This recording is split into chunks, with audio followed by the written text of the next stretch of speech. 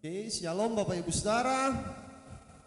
Kalau kita belajar tentang Alkitab ya, kalau kita mau belajar secara harafiah saja itu selalu sering seolah-olah Alkitab itu berubah. Apalagi kalau kita mau bandingkan secara garis besar saja Perjanjian Baru dengan Perjanjian Lama. Ada banyak hal yang sepertinya berubah atau bahkan mungkin bertolak belakang jadinya. Seperti Yesus pernah bilang begini, "Aku berkata kepadamu, kau telah mendengar firman, mata ganti mata, gigi ganti gigi. Tetapi saya bilang bahwa kasihi musuh." Itu seperti bertolak belakang itu. Nah, apakah kebenaran itu berubah? Saya mau bilang tidak. Karena kebenaran sebenarnya adalah prinsip. Nah, kalau kita belajar tentang Alkitab, kita akan menemukan ini. Prinsip kebenaran sejati tidak akan pernah berubah.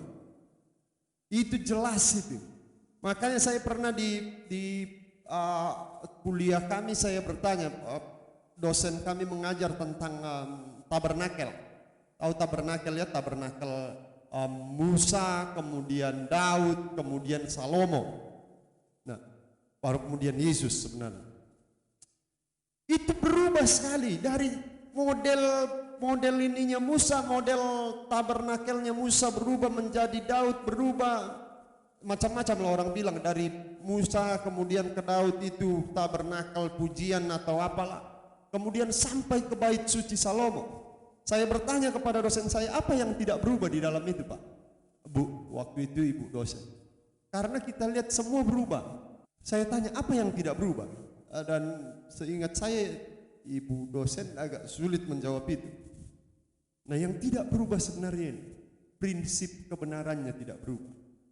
Apa prinsip kebenaran tabernakel? Hubungan dengan Tuhan kan?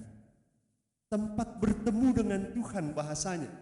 Tetapi yang sebenarnya adalah hubungan dengan Tuhan.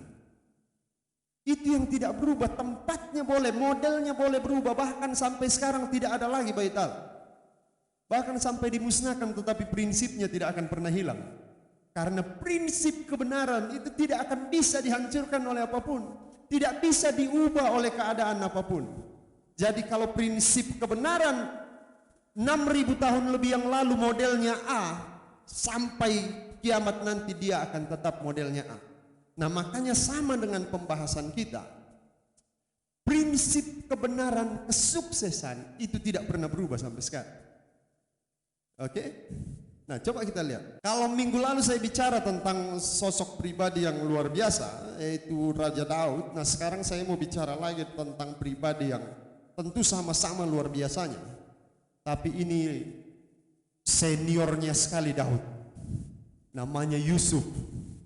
Nah, Bapak Ibu Saudara, sebelum kita baca beberapa ayat dari tentang kisah Yusuf, nah saya mau sampaikan latar belakangnya. Sambil saya sampaikan latar belakangnya ini, Bapak Ibu boleh ingat-ingat, bandingkan apa perbedaan dengan Daud yang kemarin. Kalau latar belakang Daud kemarin kan yang pertama saya sampaikan itu dia anak bungsu tetapi tidak disayang sama orang tuanya. Dia tidak mendapat kasih sayang dari orang tua. Kasarnya dia ya terserah kau mau hidup-hidup, mati-matilah. Makanya dia disuruh pergi menggembalakan domba jauh sekali, masih muda belia.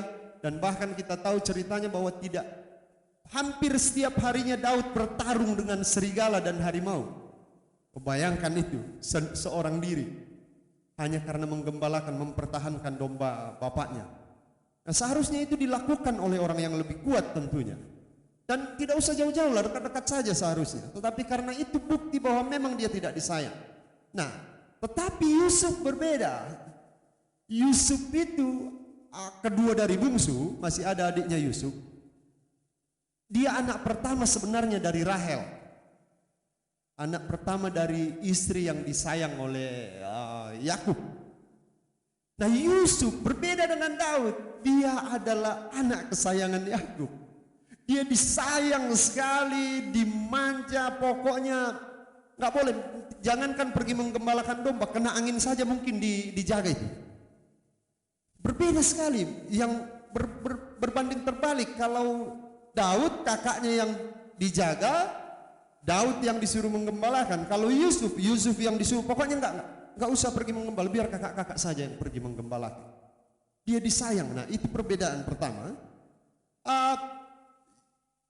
Yusuf, tetapi kemudian Yusuf juga mengalami persoalan yang saya yakin tidak kalah sakitnya dengan apa yang dialami Daud.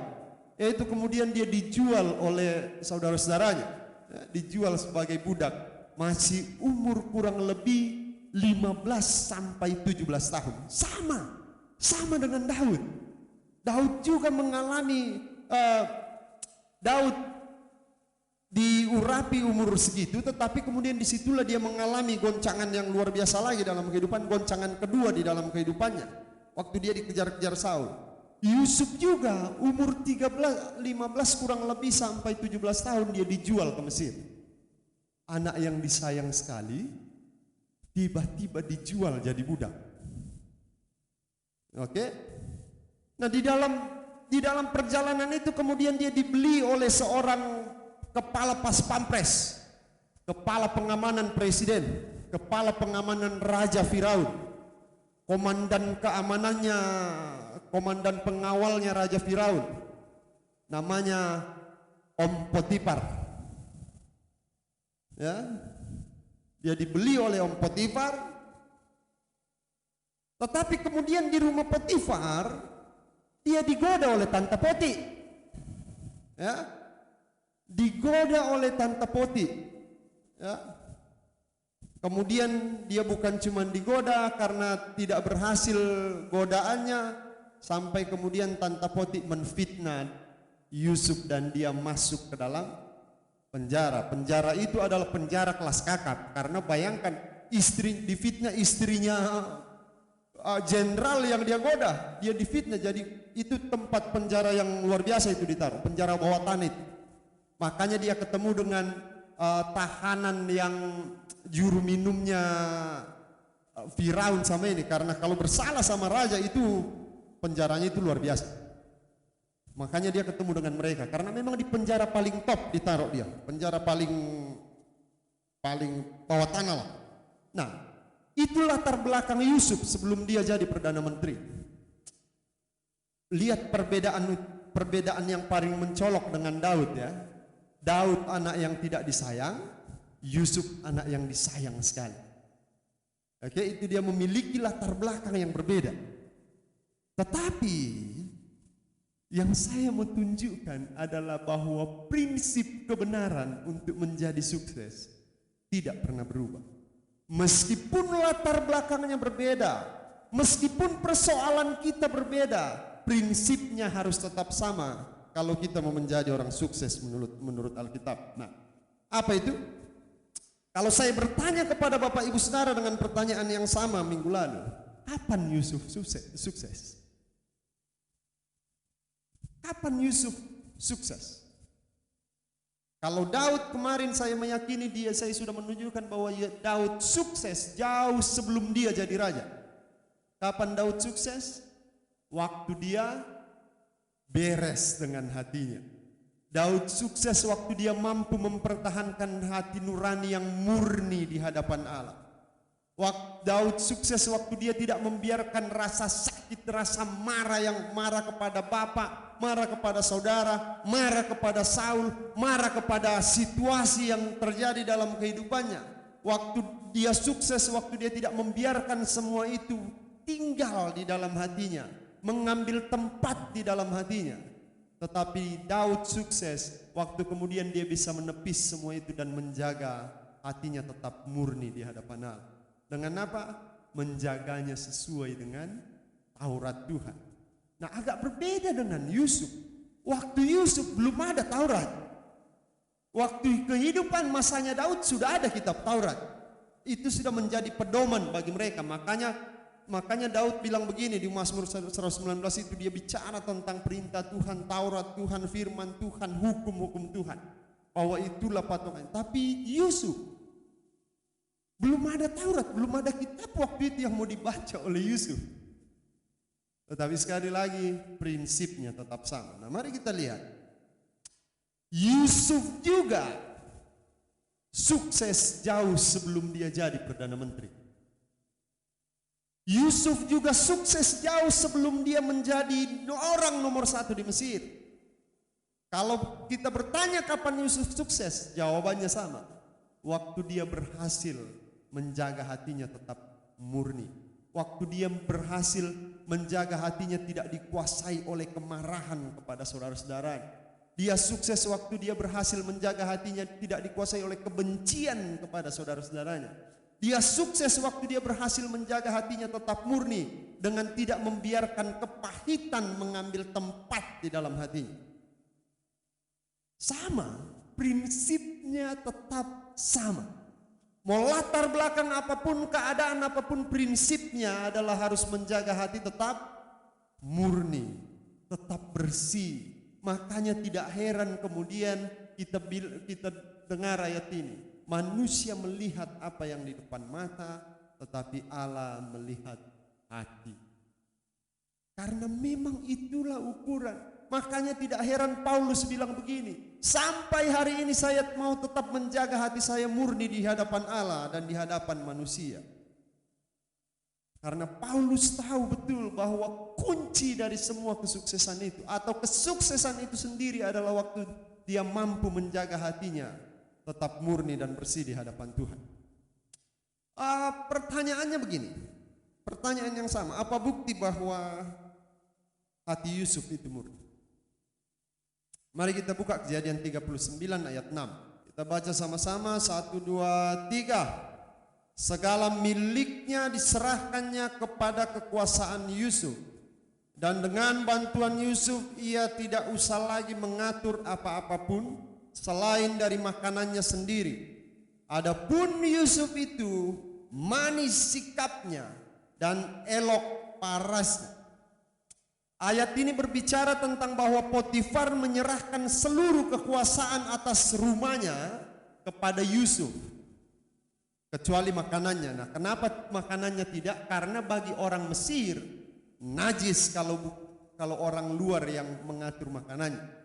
Seperti itu, makanya kemudian Yusuf selalu makan, meskipun Yusuf sudah nomor satu di Mesir, kalau baca selanjutnya kita akan menemukan Yusuf itu selalu makan sendiri, tidak makan dengan orang-orang Mesir, karena bagi orang Mesir tidak boleh mereka makan dengan orang luar, seperti itu kira-kira. Nah, saya mau kita menggarisbawahi kata ini. Adapun Yusuf itu manis sikapnya. Kata manis sikapnya itu bukan berarti seperti orang Jawa ya, yang nge, monggo, bukan itu. Itu namanya manis sikap tubuhnya. Tetapi kalau yang dimaksud dengan Yusuf itu manis sikapnya, itu berbicara tentang di dalam bahasa yang sebenarnya itu sikap hatinya. Nah, bahasa Inggris menerjemahkan begini, goodly. Artinya itu berlimpah-limpah dengan kebaikan. Jadi Yusuf, bukti bahwa hati Yusuf itu murni adalah dia sikap hatinya tetap manis. Dia berlimpah-limpah dengan sikap hati yang baik. Saya mau kasih tahu Bapak Ibu Saudara, orang yang penuh kebencian, kemarahan, kekecewaan tidak akan pernah punya sikap hati yang berlimpah dengan kebaikan. Yakin saya, tidak akan pernah. Waktu kita tidak memurnikan hati kita, kita tidak akan pernah memiliki sikap hati yang berlimpah dengan kebaikan. Nah, nanti kita lihat pembuktiannya bagaimana. Nah, coba kita lihat ya. Yusuf jadi budak ini. Dia dijual oleh, memang kita tidak tahu persis berapa lama dia di rumah Potifar baru kemudian diberi kekuasaan. Tetapi yang jelas Alkitab langsung mencatat bahwa dia manis sikapnya, makanya kemudian dipercayakan semua di dalam rumah itu Yusuf, sampai berangkas Yusuf tahu. Ya, sampai berangkas uang itu Yusuf yang tahu kuncinya, kecuali satu, Tante Poti. Nah, itu tidak dikasih kuasanya ke Yusuf itu. Yusuf sendiri yang bilang nanti kita lihat. Tetapi semua dalam rumah itu, nah bayangkan ini kepala pengawal Firaun loh ini. Ini bukan orang biasa, orang yang kaya raya, yang rumahnya kalau dari bahas kalimat yang dipakai Alkitab, dia betul rumahnya itu bak istana. Makanya dibilang semua diberikan kepada Yusuf. Nah, coba kita lihat, cek ya. Dia dari kemudian kemarahan yang besar, seharusnya dia marah dengan situasi, sakit hati, kepahitan. Tetapi Yusuf membuktikan bahwa dia tidak sakit hati. Kenapa? Dia tetap bisa memiliki sikap hati yang manis. Saya sudah jelaskan tadi, itu bukan sekedar sikap tubuh, tetapi sikap hati. Nah, pembuktiannya adalah seperti ini. Apakah memang sikap hatinya yang manis atau cuma sikap tubuh? Kejadian 39 ayat 8 sampai 10. 1, 2, 3. Tetapi Yusuf menolak dan berkata kepada istri tuannya itu, dengan bantuanku, tuanku itu tidak lagi mengatur apa yang ada di rumah ini, dan ia telah menyerahkan segala miliknya pada kekuasaanku. Bahkan di rumah ini ia tidak lebih besar kuasanya daripadaku. Dan tiada yang tidak diserahkannya kepadaku selain daripada engkau, sebab engkau istrinya. Bagaimanakah mungkin aku melakukan kejahatan yang besar ini dan berbuat dosa terhadap Allah? Ayat 10. Walaupun dari hari ke hari perempuan itu membujuk Yusuf, Yusuf tidak mendengarkan bujukannya itu untuk tidur di sisinya dan bersetubuh dengan dia. Coba bayangkan ya. Pada waktu Yusuf punya kuasa, bahkan dia bilang, saya bahkan sepertinya sejajar dengan suamimu di dalam rumah ini. Bayangkan bahasa itu ya. Bahkan kuasanya tidak lebih besar daripada kuasa saya dalam rumah ini. Seolah-olah Yusuf, saya seperti pemilik rumah ini sekarang. Suamimu kasih saya itu. Nah, coba Anda bayangkan, kalau orang yang hatinya tidak murni tiba-tiba berada di posisi yang seperti ini. Coba bayangkan apa yang akan terjadi. Makanya kita menemukan ini kan. Banyak orang yang baik waktu mereka berjuang, tetapi waktu mereka tiba-tiba mencapai puncak, sudah kaya, punya jabatan, apa yang terjadi? Tiba-tiba punya simpanan di sana, simpanan di sini. Betul nggak? Karena itulah bedanya kesuksesan Alkitabiah dengan yang dunia. Kalau Alkitabiah, dia harus sukses dari awal. Artinya dia punya sikap hati yang sudah lapang. Sehingga waktu dia mencapai kejayaan seperti Yusuf, kejayaan itu tidak menguasai dia, tetapi dia tetap yang menguasai kejayaan itu. Bapak Ibu Saudara bisa lihat bedanya itu? Jadi Tuhan mau kita begini. Tuhan mau kita memiliki kemampuan yang lebih besar dulu, baru kemudian dia berikan kita, dia mempercayakan kita sesuatu yang besar. Kenapa? Karena kalau kita tidak punya kemampuan itu, dipastikan kuasa itu yang akan menguasai kita. Jabatan mungkin, harta benda mungkin, itu yang akan menguasai kita. Yusuf berada di posisi itu. Saya merasa sepertinya seolah-olah Yusuf sedang mengajar saya begini nih. Saya sudah punya kuasa yang besar. Seharusnya gampang. Saya apa sih yang mau ditahu sama Om Poti kalau Yusuf mau neko-neko? Dia bilang rumah ini kuasa saya. Dia bisa kemudian tutup semua ini begini. Dia cari cara aman lah supaya tidak ketahuan kan. Kalau dia mau. Karena dia berkuasa dalam rumah itu. Kalau Yusuf mau kompromi sedikit saja, mungkin saja Yusuf bisa menyembunyikan perbuatan itu. Mungkin, kenapa? Karena dia punya kuasa. Tetapi ini membuktikan bahwa Yusuf betul-betul memiliki sikap hati yang berlimpah dengan kebaikan. Ini membuktikan bahwa Yusuf itu tidak penuh dengan kepahitan. Ini membuktikan Yusuf tidak pahit sama keadaan yang dialami. Ini membuktikan bahwa Yusuf betul-betul beres dengan hatinya. Kalau Bapak Ibu Saudara mau tahu, yang kemudian kita temukan di luar sana jadi pecandu narkoba, pelacur, dan lain-lain.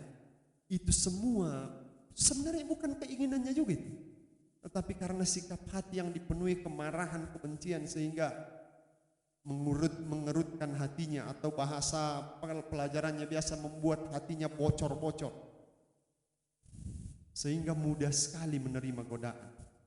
Tapi Yusuf tidak, dia bilang begini loh, walaupun dari hari ke hari. Kalau zaman sekarang ketemu orang begini pasti kita bilang, pasti aneh nih, pasti jeruk, makan jeruk ini Yusuf ini. Nah sekali lagi, ini istrinya Potifar loh, istrinya jenderal. Pasti gayanya ya bahenol, dan dia pasti punya trik-trik yang luar biasa. Apalagi kalau kita belajar tentang kehidupan Mesir waktu itu, kehidupan bagaimana cara berpakaian perempuan-perempuan Mesir. Wow, rajanya saja, permaisuri raja itu pakaian. Nah, Tante Poti pasti begitu itu. Tapi bayangkan, dibilang dari hari ke hari dia menggoda Yusuf, tapi Yusuf tidak melakukan. Akhirnya sampai satu hari dia difitnah, dia sudah mau paksa. Jadi lucu, jadi Tante Poti mau perkosa Yusuf, kira-kira begitu. Sampai kemudian baju Yusuf lari keluar. Maka difitnahlah dia. Nah, itu menjadi persoalan yang luar biasa. Waktu Yusuf difitnah, sebenarnya yang paling terancam itu hukuman mati bagi dia, nyawanya. Tetapi coba kita lihat, pelajaran pertama yang bisa kita temukan adalah bahwa waktu kita menjaga hati kita tetap murni, meskipun di dalam keadaan yang sangat menyudutkan, menyakitkan, mengecewakan, maka penyertaan Tuhan, anugerah Tuhan itu akan selalu nyata. Coba kita baca ayat berikut 20, 21, 1, 2, 3. Lalu Yusuf ditangkap oleh tuannya dan dimasukkan ke dalam penjara, tempat tahanan-tahanan raja dikurung. Demikianlah Yusuf dipenjarakan di sana. 21. Tetapi Tuhan menyertai Yusuf dan melimpahkan kasih setianya kepadanya, dan membuat Yusuf kesayangan bagi kepala penjara itu. Coba lihat ya. Oke lah, dia kemudian difitnah. Saya itu kenapa tidak tulis sedikit pun pembelaan Yusuf lah. Saya itu bingung, apakah memang tidak ditulis atau memang Yusuf tidak membela diri, tidak mencoba mengatakan, aduh tidak dong, saya yang difitnah, dia yang mau ini saya, dia yang begini. Tidak ada itu ditulis. Saya yakin ya, memang Yusuf tidak bela diri. Kenapa? Karena Yusuf sudah tahu betul keadaan di situ, sehingga dia sudah tahu, saya mau bela diri pun percuma ini. Lebih baik berharap saja kepada Tuhan. Kira-kira begitu. Saya meyakini itu. Kenapa? Karena muncul ayat 21 itu. Bayangkan masuk penjara, hanya dalam waktu yang singkat kemudian dikatakan begini, tetapi Tuhan menyertai Yusuf dan melimpahkan kasih setianya kepadanya, dan membuat Yusuf kesayangan bagi kepala penjara. Coba Anda tanya orang-orang yang pernah di penjara. Mereka menjadi orang paling senang kalau mereka bisa disukai oleh kepala sipir penjara. Tidak usah kepala penjaranya, kepala sipir. Yang pegawai-pegawai di dalam saja itu mereka sudah berasa senang sekali itu.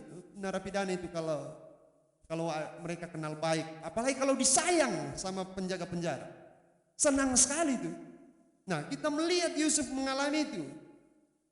Itu membuktikan bahwa sikap hati Yusuf tidak pernah berubah meskipun keadaan berubah.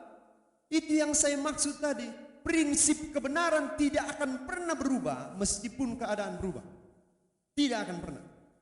Kalau dia masih bisa berubah, berarti dia bukan prinsip kebenaran. Makanya sama dengan kita kemarin dilanda pandemi corona. Kita dilanda. Nah, prinsip, ada orang yang berpikir prinsip kebenaran itu adalah harus beribadah di gereja. Ada yang berpikir seperti itu. Tetapi saya mau bilang, ibadah itu prinsipnya bukan tempat, bukan suasana, bukan kan? Prinsip ibadah adalah hubungan kita dengan Tuhan kan? Adalah kasih kita kepada Tuhan. Itu prinsip kebenaran itu. Itu biar seluruh virus di dunia melanda dunia tidak akan pernah bisa mempengaruhi prinsip itu. Bahwa prinsip utama beribadah adalah hubungan saya dengan Tuhan. Tidak ditentukan oleh di mana kita, situasi apa yang terjadi, tetapi bisa dipastikan bahwa kita tetap bisa beribadah kepada Tuhan dimanapun, situasi bagaimanapun, dalam keadaan apapun. Amin. Karena ibadah yang sejati adalah membangun hubungan dengan Tuhan. Oke, itu prinsip kebenaran tidak pernah berubah itu. Nah, sama dengan yang dialami Yusuf. Yusuf membuktikan dimanapun keadaannya, waktu dia di puncak, direndahkan, prinsip kebenarannya tidak berubah. Sikap hatinya selalu sama. Sikap hatinya selalu murni. Dia selalu menjaga hatinya dengan tetap berserah kepada Tuhan. Amin. Dan kita tahu perjalanan Yusuf. Ini masih bertahun-tahun loh di penjara ini. Bukan 1-2 tahun. Itu masih bertahun-tahun Yusuf di penjara. Bahkan kalau kita baca ada saat di mana Yusuf mulai mau membantu dirinya. Mungkin di mana dia mulai datang kejenuhannya, aduh Tuhan, masa saya di sini terus? Waktu 2 tahanan raja di penjara dan kemudian dia sampaikan mimpinya. Dia bilang sama yang mau diselamatkan, kau akan diangkat kembali jadi raja, jadi juru minumnya raja. Tapi ingat saya nanti ya. Kalau kamu sudah dikembalikan di jabatanmu, ingat saya. Seolah-olah Yusuf bilang, tolong kasih keluar saya nanti dong, kalau kau sudah dikembalikan pada posisimu. Seolah-olah Yusuf mulai berusaha untuk menolong dirinya sendiri. Tetapi kita tahu betul bahwa itu tidak pernah terjadi. Bahkan Alkitab mencatat orang itu melupakan Yusuf, padahal dia juga tidak melupakan. Nah, singkat cerita Bapak Ibu Saudara, Yusuf menjadi orang nomor 1 di Mesir. Jadi dari rendah dijual, naik jadi bos di rumah Potifar, kemudian masuk ke penjara, rendah lagi kehidupannya, kemudian dia naik lagi jadi Perdana Menteri. Ini sudah puncaknya. Dia naik lagi jadi menteri. Pertanyaannya, apakah Yusuf berubah waktu dia jadi Perdana Menteri? Tidak. Kita lihat. Ayat 14-15 dia bilang begini. Lalu dipeluknya leher Benyamin adiknya itu dan menangislah ia, dan menangis pula lah Benyamin pada bahu Yusuf. Tidak ada masalah dengan Benyamin. Itu karena memang itu saudara kandung Yusuf itu adiknya. Nah, ayat 15. Yusuf mencium semua saudaranya itu dengan mesra. Yusuf mencium semua saudaranya itu. Saudaranya itu, kenapa dia pakai kata itu? Sebenarnya lebih menunjuk kepada saudara-saudaranya yang jahat sama dia ini. Yusuf mencium semua saudaranya itu. Dia tambah lagi kata ini, dengan mesra. Menurut Anda apa pesan dari kata mesra itu? Dengan tulus kan? Bukan dengan pura-pura. Tetapi dia sungguh-sungguh. Dia betul-betul membuktikan bahwa sikap hati Yusuf tidak berubah. Dari dijual jadi tuan di Potifar, masuk penjara, sampai jadi raja di Mesir. Sikap hati Yusuf tetap murni. Makanya kemudian dia bisa memeluk saudara-saudaranya yang menjual dia dengan cium yang mesra. Hatinya betul-betul murni. Prinsip kebenaran, sekali lagi saya ulang-ulang terus ini. Prinsip kebenaran itu tidak pernah berubah meskipun keadaan berubah-ubah. Amin. Nah, kesimpulannya seperti ini Bapak Ibu Saudara. Pertanyaan terpenting berikutnya adalah ini. Kenapa Yusuf bisa menjaga hatinya tetap murni?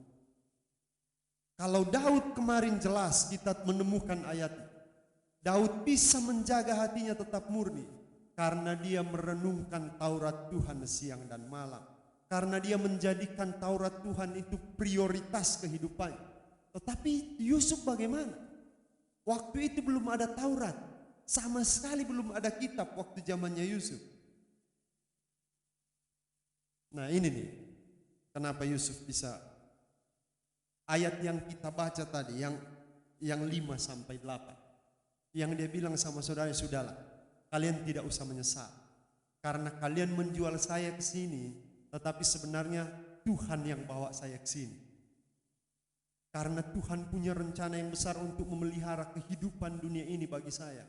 Makanya dia bawa saya ke sini melalui cara dengan kalian menjual saya. Apa artinya itu? Artinya Yusuf betul-betul mengerti kehendak Allah. Artinya Yusuf betul-betul berserah pada kehendak Allah. Saya yakin sekali doanya Yusuf mengalami persoalan itu hanya dengan meneguhkan dirinya bahwa Tuhan, saya percaya Engkau berdaulat atas hidupku. Saya percaya bahwa kehendak-Mu yang jadi atas hidupku. Saya percaya di dalam setiap situasi ini Engkau sedang membawa saya ke sesuatu, meskipun saya belum tahu. Saya meyakini itu, makanya di ayat ini dengan yakin Yusuf mengatakan begini. Karena kehendak Allah lah saya ada di sini. Ini jugalah bukti bahwa cara Yusuf menjaga hatinya tetap murni hanya dengan mengutamakan kehendak Allah. Kalau waktu zamannya Daud sudah ada tuntunan. Daud saja dulu itu baru 5 kitab. Sekarang kita sudah punya 66 kitab. Masa kita mau dikalah sama Daud dan Yusuf? Betul nggak? Sebenarnya kita punya potensi lebih besar untuk betul-betul menjaga hati kita tetap murni di hadapan Tuhan. Karena kita sudah punya 66 kitab untuk terus mengajar diri kita. Yusuf belum punya, tetapi prinsipnya sama, adalah hidup dalam kehendak Allah. Jadi waktu Allah meminta kita hidup dalam kehendaknya, sebenarnya seperti ini. Dia sedang meminta kita untuk hidup sukses.